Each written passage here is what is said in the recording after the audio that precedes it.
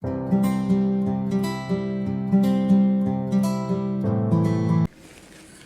to AETCM, the Emergency Medicine Channel. Today I'll be presenting a case of a 69-year-old female patient who presented to ER with complaints of fever with chills, vomiting and cough with sputum and breathlessness since 6 days. On initial 10-second assessment, the patient is conscious but drowsy and was not able to complete a full sentence. Airway was patent, there was no secretions or gurgling sounds. Breathing-wise, air entry was bilaterally reduced with bilateral crepitations, and respiratory rate of 26 per minute and saturation of 87% on room air. At this point of time, we had started a patient on 4 liter O2 by nasal prongs. And coming to circulation, BP was 126/70 and pulse rate of 116 beats per minute. Disability wise, GCS was E4, V4, M6. Mild confusion was present and pupils were equal and reacting to light. Patient was moving all 4 limbs. And exposure wise, temperature, the temperature was 99.8 degree Fahrenheit and GRBS of 92 mg per deciliter. And at this point, we had inserted 18 gauge IV cannula and we had started the patient on injection paracetamol 1 gram IV stat. And we had taken adjuncts of primary survey, ECG we had taken showing a sinus tachycardia with a heart rate of around 122 beats per minute, 122 per minute. And we had taken a ABG which showed a pH of 7.43, PCO2 of 34 and PO2 of 62. Mild hypoxemia was there. Bicarb of 21. More on the alkalotic range. Lactate was 1.6 and we had taken a point of care which showed a total count of 9.72 and CRP of 70. Platelet was 75,000, HB of 13.3. Coming to the secondary survey, patient no history of any known allergies and patient is a known case of ITP, immune thrombocytopenic purpura chronic and hypertension and hypothyroidism. Patient, she actually was initially admitted in outside hospital with complaints of fever with chills, dysuria and vomiting, and she was being treated for UTI. They had started her on piperacillin tazobactam outside, and during the stay for around 4 or 5 days she had stayed there, and that time she had developed desaturation and breathlessness, acute onset, and they had referred here for further management. Here, yeah, and for patient was taking medicines, Visolon 10 mg OD for the chronic ITP, Silacar 5 mg BD for hypertension, Shelcal 500 mg BD and Thyronum 12.5 microgram OD. And coming to examination wise, initially we did, patient had no pallor, no icterus, cyanosis, clubbing or lymphadenopathy, no pitting pedal edema. Patient local examination wise, we had examined for the thyroid gland because there was an obvious swelling there, and it was enlarged and it moved on inspection wise. The thyroid gland moved on swallowing, but on protrusion of tongue there was no much movement. And palpation wise, it was a diffuse firm swelling of size around 5.8 into 2.6 centimeter size, and it was firm. Complications of thyromegaly in emergency room. Thyromegaly can present with symptoms of thyroid toxicosis. Okay. In such situations, toxicosis is very important. You have to can happen. Identify. And for a ER physician, how this is very important, thyroid swelling. And retrosternal extension can cause airway. Compression of airway is the most important problem what you are going to face. Okay. Other part is because venous, of the venous compression, congestion. Okay, venous compression. Facial congestion. Okay. So that patient can have. But a ER physician should always anticipate a difficult airway when there is a thyroid compressing the airway. Okay. Then other patient, it was firm in consistency, no tenderness was present, and it was we had percussed over the swelling above, at the upper border of sternum and all, that was dull in percussion, and there we had auscultated. What is Pemberton sign? Pemberton sign, we will ask the patient to lift her hand above the head touching the ears for around 2 minutes. If we keep it like that, the patient, if it they have retrosternal extension, it will compress the veins of the chest region and it will cause the veins to be dilated with facial congestions. Okay. Okay. And then we had auscultated also thyroid. If upper limb veins are prominent, how do you know that there is mediastinal compression? Upper limb, all the veins are congested in the upper limb. How do you know that that is due to mediastinal enlargement or a normal phenomenon? Worsening. There are common scenarios. Patient with mediastinal swelling will have veins all over the upper limb will be dilated, and that how do you know that it is due to compression in the mediastinum? One is Pemberton sign, that is very important. Second thing is, ask the patient to raise the hands. If it is draining very fast, then there is no major compression. It is only a physiological enlargement. It is not like drained fast, then you have to suspect a IVC obstruction. IVC or SVC obstruction. Okay. We had auscultated the thyroid gland. There was no any obvious bruit present. Okay. And coming to systemic examination, we had auscultated chest. It showed bilateral scattered crepitations, more in left side or than right side, and minimal wheezing was also present. And coming to CVS examination wise, there was no any S1 S2 was normal and no obvious murmurs were present. Abdomen examination, it was soft and non-tender. And CNS wise, GCS was as we said E4, V4, M6, bit mild confusion was present. Pupils are equal and reacting to light, and there was no any obvious focal neurologic deficits. Coming to investigation, we had taken a CBC which showed a total count of 10.2 with a CRP of around 72, and the platelet was on lower side as patient was already chronic ITP patient. 75,000 platelet was there. HB was normal, and other investigations, the RFT there, it was normal. There was no creatinine rise, 0.68, and the LFT parameters were also normal. Sodium potassium wise also normal, and urine pulses it showed 15 to 20 pulses, but patient was already on treatment outside for 4 to 5 days with PIPTAS. Okay. And further we had also checked for the HbA1c, which showed a 5.9% HbA1c, and TSH was checked, which was 0.86. And further we had sent for blood cultures and urine cultures. Chest X-ray was taken, which showed haziness more in the left side than the right side. So we had also suspected LRT. Side upper part or lower part? Upper. Bilateral upper, there was a minimum haziness because it was taken as a portable X-ray. It was AP view. So that exposure wise, it was poor exposure and rotated X-ray film. Okay. So that bilateral upper haziness, but comparing both sides, left side was more hazy than right. Diffuse haziness was there. And there was no any other obvious opacity as such, well-defined or homogeneous opacities was not seen. Coming to further, the patient, we had hiked the antibiotic to meropenem because she was having recurrent fever episodes, and she was having worsening of the symptoms. Clinically, she was worsening, so we had hiked to meropenem, 1 gram IV TID, as creatinine was normal. And then we had a patient, we had actually started on minimal O2 support, but the O2 requirements increased, and she was having persistent desaturation with persistent tachycardia. And we had done ECG was just showing sinus tachycardia, no other changes. STT changes was also not present, and we had done a echo. Bedside echo was done, which showed no evidence of any RA-RV dilatation. At this point, we had actually suspected initially pulmonary embolism because of the persistent tachycardia and desaturation. In spite of controlling the fever and the hydration part also, he was having persistent. And then D-dimer was also sent. D-dimer was found to be 6. It was high, and we had went forward with the What is the importance of D-dimer in the management of pulmonary embolism? D-dimer actually has only if it is negative only, you can it is useful basically, because negative means it can have a negative predictive value for pulmonary embolism. But if it is positive, it can be due to multiple reasons, even infection, sepsis, or any critical illness as any myocardial infection can sepsis. All these things will make it rise. So only negative means we can rule out pulmonary embolism. Okay. So since that was also higher side, we had went forward with CTPA. CT pulmonary angiogram was done, and so we can also visualize any extension, retrosternal extension was there, or any LRTA features, and further any pulmonary artery involvement is there or not. And CTPA was done. It showed. What is the ABG finding in this patient? ABG finding, it was more on the respiratory alkalosis type, 7.42 with the common finding of pulmonary embolism in ABG. Usually the hypoxemia will be there.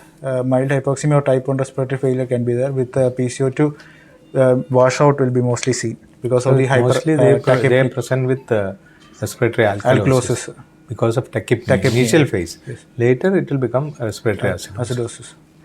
And then in CTPA we have done, which showed a mild partial eccentric thrombus in bilateral descending pulmonary arteries, and multiple patchy areas of ground glassing was also there, seen in both lung fields with a minimal bilateral pleural effusion. and there was thyroid was diffuse bulky thyroid with retrosternal extension of left lobe of thyroid. Okay. And severe osteoporosis was also there of thoracic spine with osteoporotic collapse of multiple vertebrae. Okay. And further, we had started the patient on parenteral anticoagulation with Fondaparinux. Okay. The newer What generation. are the investigations which can be useful in emergency room to diagnose pulmonary embolism? Here, CTPA is done. That is a gold standard investigation. Depending What are on the whether other investigations which depending can, on whether the patient presents with hemodynamically stable or unstable pulmonary embolism, or further investigations will follow. If you have a strong clinical suspicion with a hemodynamically unstable pulmonary embolism, we can go forward with initial ECG and bedside echo, and we what can ECG findings are classical, not a usual thing. S1 Q3 T3 is the most classical finding. X-ray findings. X-ray also we have the Westermarck's sign, which is the oligemia of lung fields. Then we have the Hampton sum sign, which is Oligemia of lung fields means what? uh, What does that mean? What does bronchoscopy markings will be more prominent because of the obstruction. Less prominent. The One periphery will segment be it will be completely absent. absent. It will be black in color. Till then, you can trace the blood vessel. Blood vessels. Okay, that is one sign. Then diaphragmatic hump. Okay. Diaphragm hum Pleural will- effusion.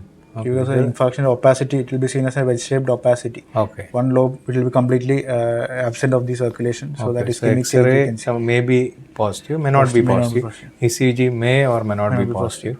Then what is the next investigation? Then bedside echo we can do to Echo, look for any what you will see in echo? RARV, any dilatation is there or not. Okay.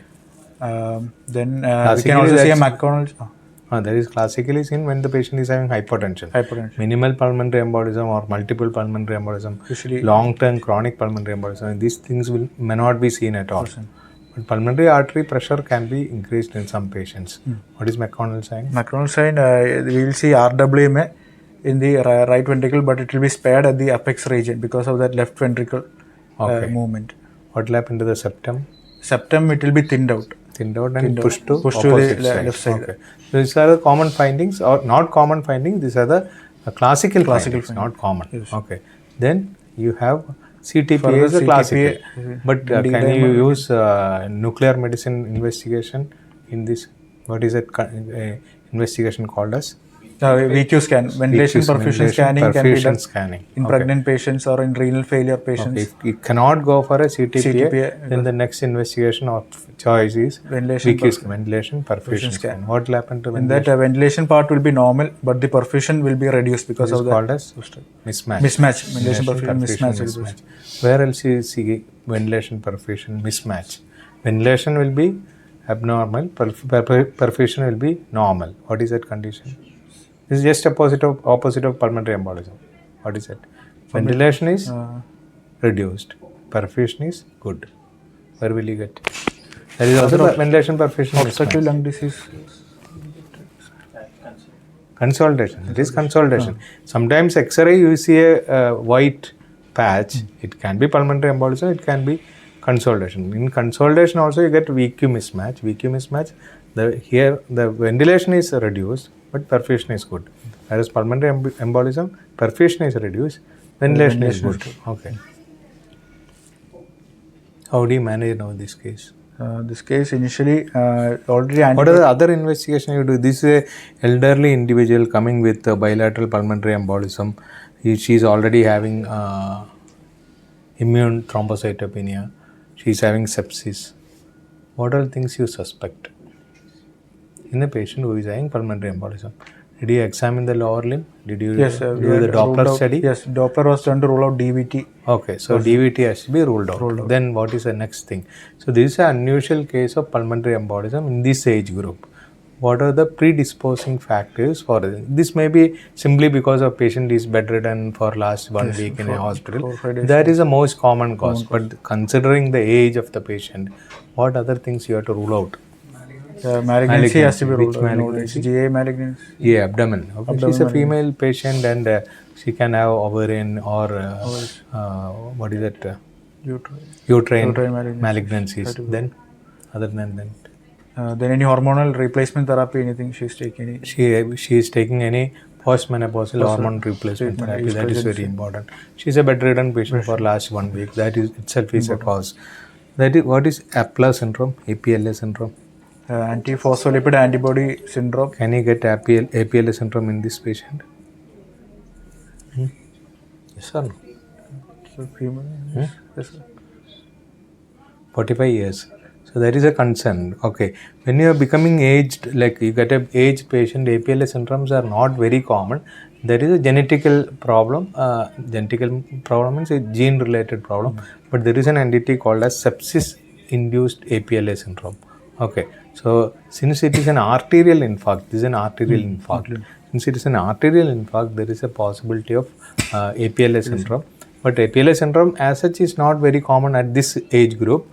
Here you have to suspect a sepsis-induced APLA syndrome. So you have to ask for a APLA antibodies, and if it is positive, you have to see whether it is a sepsis-induced APLA or APLA which is present for a long time. Long time means she never had any problem like this in the past. Okay, she is having ITP long time. Since long time she is having. That time she never had. Okay, so APLA also can present with pulmonary embolism. What is hyperhomocystinemia? What is the clinical finding of hyperhomocystinemia? And There are multiple thromboembolic they complications. they can also have multiple thromboembolic phenomena, and it is due to which vitamin deficiency? Vitamin B12. So the treatment is very simple, vitamin B12. So here there is a pulmonary embolism, you have to treat it now. How do you treat? First, initially, based on if it's unstable or stable, it will divide. Treatment will be divided. So if it is unstable, initially we'll have to start with the thrombolysis. Unstable means thrombolysis. This has to be done. Alteplase, reteplase, anything we have to start. Okay. Around 100 mg over 2 hours. 10 mg stat and other 90 mg over 2 hours. Then after that we can start with the bridging. After that we'll start with heparin bolus. Okay. We can give 5,000 units. It is around 80 units per kg bolus, and followed by 18 units per kg per hour infusion. Continuous infusion we can start around 1,000 unit and all it will come. Okay. And that we can continue for around 5 to 7 days. And by that time we will have to start the patient based on what therapy we are going to initiate. We are going to start on warfarin. Then we'll have to initiate it initially itself before stopping the heparin itself. Okay. Why we start warfarin initially? Because the onset of action will take 2 to 3 days. Not 3 days, it takes minimum 5 to 7 days. That's why we are starting along with heparin and we continue it. And once the heparin is stopped after 5 to 7 days, this will take over. Okay. So that is warfarin. What are the newer drugs? Newer oral anticoagulants, we have factor 10A inhibitors, rivaroxaban, apixaban. Okay. Is there? Then thrombin inhibitors can also be used. What is the strongest advantage of these newer anticoagulants to warfarin? No need to monitor INR, APT. We have to monitor, but clinical bleeding chances are very less. No need to monitor is a blanket statement. You cannot. So there are patients who come with bleeding tendencies even in not that drug. But there is an advantage. We no need to monitor like warfarin. What is the other advantage? One more advantage is there. The other advantage. What is the most important thing we have to take care when the patient is on warfarin? Most important factor we have to consider when we are treating a patient on warfarin. Target INR. Target INR is everywhere. It is. You keep it slightly above 2.5 to 3. That is a classical target INR. If a patient is on warfarin coming to your emergency room, what precaution you take? This is the most important thing. We are not going to start warfarin very like every patient. We don't start. Very rarely we start warfarin. But, patients on warfarin come to emergency room every day. What precaution you have to take? Warfarin is the one drug which has got lot of drug interaction. Okay, so that is very important. You can see some patients when we start warfarin within 1 or 2 days, you can see the PTINR rises to 3, 4, 5. Okay, some patients it drops to 1 or 2. Okay, so that is very important. Warfarin. What are the other drugs which has got lot of drug interaction in clinical practice? Warfarin is one. Then phenytoin. Then digoxin. Then aminophylline. So these are the commonly used drugs. They have got lot of drug interactions. So we have to be very careful when the patient is on warfarin. When they come to emergency room, we have to check the drug interaction. There are softwares available in the smartphone. You can check the drug interaction, and if they are like safe, you can use without any problem. But if you see that it is going to decrease the rate, like warfarin amount, then you have to be very careful, because valvular heart diseases like mitral valve replacement, aortic valve replacement, suddenly if you reduce the INR, what will happen? Stuck valve. Stuck valve syndrome can occur. So we have to be very careful. Okay, that is the only issue. Okay, now what happened to this patient? Here we started initially IV anticoagulation was done. Fondaparinux 5 mg sub-Q OD was given, and after that we had changed to apixaban 5 mg BD on discharge day. Okay. Patient actually had a progressively worsening of sensorium was also there. Okay. Her hypoglycemic episodes was also persistent. Okay. 60. What are the treatment options for recurrent hypoglycemias? In this patient already she was taking steroid Visalon 10 mg was being taken, and this critical illness period requirement will also increase. More dose is required. So we had increased to 20 mg. Any other drug is available to immediately counter the hypoglycemia? Glucagon. So recurrent hypoglycemia, glucagon is one of the treatment options. You have to give steroids, you have to continue steroid, you have to give dextrose. Glucagon also can be given to counter the actions of insulin. Okay. And progressively the patient sensorium wise she had mildly improved, and they wanted further treatment in their local hospital. Okay. Anything else you want to add? Pulmonary embolism? Pulmonary embolism rule out criteria is there? Per criteria. In that, we can rule it out if we meet 8 criteria. Okay. One is age less than 50 years, heart rate less than 100, saturation more than 94%, no hemoptysis episodes, then no evidence of any DVT, previous DVT or pulmonary embolism. Okay. Then other causes. Then modified Wells criteria. Also there. All these things you have to, you should know it. Okay, it is available nowadays in smartphone. You just enter the data. They'll tell what is the probability of pulmonary embolism. But these two things, modified Wells criteria and pulmonary embolism rule out criteria, you should know. Okay. Anything else? Okay. What are the ECG changes? You are told S1, S1, Q3. Sinus tachycardia. What else is there? What is the most common finding? AF can also new onset. Sinus tachycardia is the most common. Then what else can happen? We can have T inversions V1 to V4. V1 to V4. Then T1 we can have new onset AF. New onset AF. Right bundle branch blocks. RBVP is one of the most prominent finding in. It is not a common finding. It's a classical finding. It's a prominent finding, but it is not common. Okay. Most common finding is always sinus tachycardia. Most common X-ray finding is normal X-ray. So these things we should know. Okay. Thank you.